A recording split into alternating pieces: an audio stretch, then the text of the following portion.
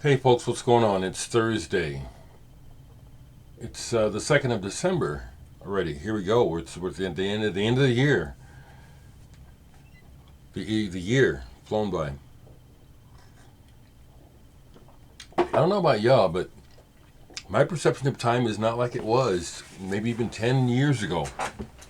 And so the idea of thinking about the year in review and best of 2021, that don't even make sense. It's just everything's just moving now, here.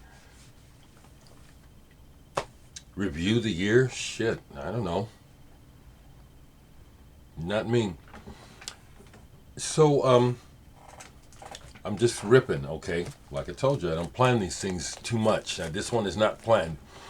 I went ahead and put the camera up and said, okay, let me do this. This is my one thing I had in mind was to talk a bit about the music, the live clip I did yesterday, but also to mark the passing of a pioneering musician thinker, Alvin Lucia. This is the only thing I have on vinyl by Alvin Lucia.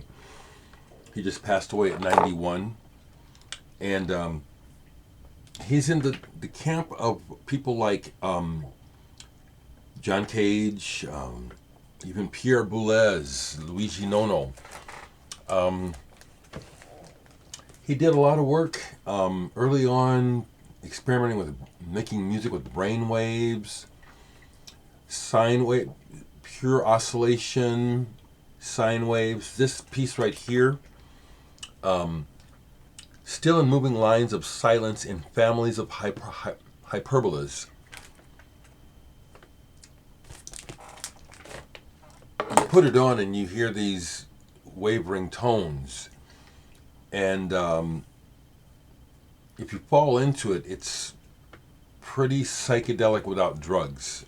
What it does when the vibrations, it's a physical experience. Groundbreaking stuff. Rest in peace, Mr. Alvin Lucia. I can say this connection. I've never met him, but I did work with his personal assistant. I can't recall the fellow's name. I was trying to find the CD, but also an avant-garde musician who came to Omaha a few years ago to participate in the Under the Radar Festival. He and his collaborator did some interesting things, and then we collaborated on a piece while they were here. So I have that connection to Alvin Lucia. Rest in peace. Right quick on the clip yesterday from Essential Fest. I'm going to upload another clip tomorrow for the track OK. And Friday, even though I don't think it's a Bandcamp Friday anymore, I think that's over, but people are still kind of acting like it is. I'm releasing digitally the soundtrack or the the music to the clip, all the songs. Tomorrow I'll release, and I'll also put up another clip. But I wanted to say that to talk just for a second about how I work, because you see that I play real instruments.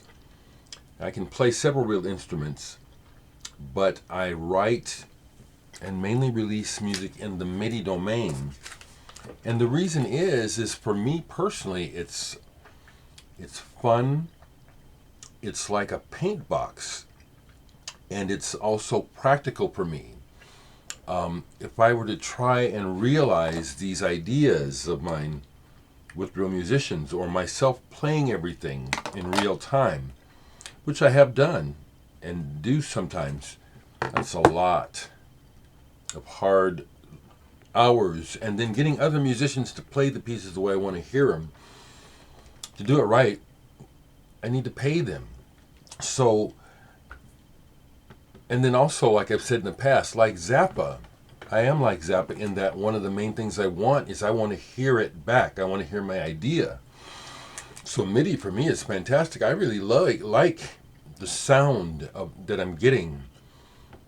So just to comment, because there is a school of thought where people say, well, I prefer real instruments, and when I hear electronics or MIDI, it's like I get turned off. Well, I think you're missing out. Because I'm making some good music. Okay. I know I am. I like it so much, and that's what I said. And I do relate to Zappa in that. And I'm working on a piece. There's a clip on Instagram right now, a snippet of one of the pieces I'm working on now, that it's just, I just love it. I just love the way I just love what's happening with it, and find myself playing it more than listening to other music. That's very satisfying. Yesterday was the 53rd anniversary of the release of Soft Machine's debut album. English band, this album, interestingly though, did not come out originally in England. It came out in America, 1968. Here's an original copy with the spinning die-cut cover. There's a band version of this without the nude and the cut-out cover. Listened to this all the way through last night because it's been a long time. And it just reaffirmed why this album is so important and why it stands the test of time. It's why this is an album where many of us, we heard this in our youth, in our adolescence. So it's kind of like, it can be like one of those records where it's like, well, that's what I listened to when I was a kid. But here I am at 66 years old, still listening to it, because it's that good. It wasn't a flash in the pan. It wasn't just cheap entertainment or just this is life-changing stuff. They really did help, even more than Pink Floyd, in my opinion. They really opened the minds in rock music, and a lot of things changed in this period of time thanks to bands like Soft Machine, Pink Floyd, and the Beatles, and other bands that Arthur Brown is another one I've been thinking about. Crazy World of Arthur Brown. That gets to me when I see it, just behind me, just keeps catching my eye. This was a random pull because it's like, when I look at the spine, I always pass it. But I keep it for a reason, and I played it last night, and yeah, that's why. This is really very heady. Heady is the word. This is Kieren Hebden, Quartet is how you know him, and drummer Steve Reid, rest in peace. The Exchange Session Volume Number 2. There's two of them. I have both of them. And it's improvisations between this jazz drummer and this electronic musician.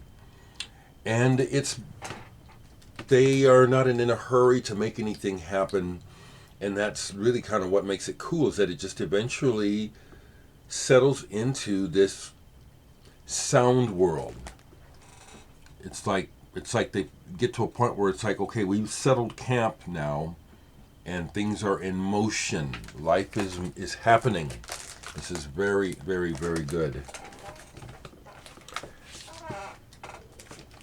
Here's an album that, I say this about things, but I do mean it. It's like, this is an Italian band. They became Garibaldi, but Gleemen, when this came out, I think about 1970, I think had they been able to get this played internationally, I love that goopy ass cover. We would know the Gleemen. You would know the Gleemen. This is very catchy. Very catchy. As I was listening to it again yesterday, I was trying to say, who would I compare them to? And it's like, it's wonderful because they just kind of slot in there with their own original sound coming out of the 60s, where it's like they're a band like the Jefferson Airplane or Moby Grape or one of those. See, it's like I'm trying to, and I have a reissue on yellow vinyl. I wouldn't mind having it on black, actually. Originals of this go for like $1,400. It's wild. But it's very catchy. They play the blues on here, which is throwaway. It's like, it seemed like everybody just felt like they had to prove that they can play the blues back in the day. Many did it very badly, and this is an example where it's like, yeah, didn't need to bother. Everything else is great. Gleemen. Okay, here's one that's has a bit of collectability about it because of the association to Led Zeppelin. I think this is a Scottish band, Cartoone. Came out in '69. And you look at the cover and you think, oh, it might be psych, but it's really more like a white, blue-eyed soul and pop psych. Jimmy Page plays guitar on here. He's credited as guest artist. You can hear that it's Jimmy Page. You can hear his parts. And I also, as a result, you can hear why I bothered to play, because this stuff is well put together. This is a good band. In general, the songs are not very interesting to me. The best song, in my opinion, is a song on here called Ice Cream Dreams. But this is a nice original pressing, old Atlantic label, stereo. It's in good shape. But I played the whole album yesterday because it's like, I do like how, as I've gotten older, my perspective on things has settled and grown. And things whereas maybe before I would have been dismissive or would have had a thought about the music before listening to it, I don't do that now, or rather I just say, okay, let's catch this, what's happening now. And it makes the experience much more enjoyable in general. Italian band, Corte Dei Miracoli. I first heard this through a sample, and I cannot remember what is the record that samples this, but it samples this. It's a hip-hop record that samples this. But the album, this is very good. That keyboard-driven, colorful, progressive rock type of thing that I just love. Good cover, too. Corte Dei Miracoli. Okay. Before I go, I besides working on my music and chipping away at a bass part for Dave Newhouse, I have to say that I have put this on again, and it's because I like it. And I get a fair amount of music in on a regular basis to review and just have a lot of music to choose from. And so when something gets to the point of repeat, especially when it's new, that's a good thing. And this is already Carla Diratz and the Archers of Sorrow. No, folks, it's not just because I worked with her, which does figure into my thoughts and feelings about Carla and this music, but I'm just so happy it's so good. All right, this is what I like. This is what I want to hear. This is what I'm looking for. I love it when my friends come through. Okay. All right, let me just stop there for now. Like I said, I'm going to upload another music clip for tomorrow. And my numbers are always lower on the music clips. It's like, yeah, I know people want to hear me talk.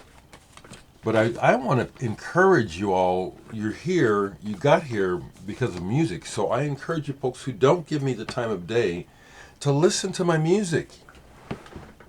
It's good. It's as good as anything you're buying. It is. My music is ready for the world, just how I do it. And it's taken me a long time to build to the feeling of self-confidence where I can say that and know it's true. I've been feeling it forever as I've been working on making my craft better. But I'm happy to say, yes, my music is ready for the world, and it's good. You listen to somebody else, listen to me.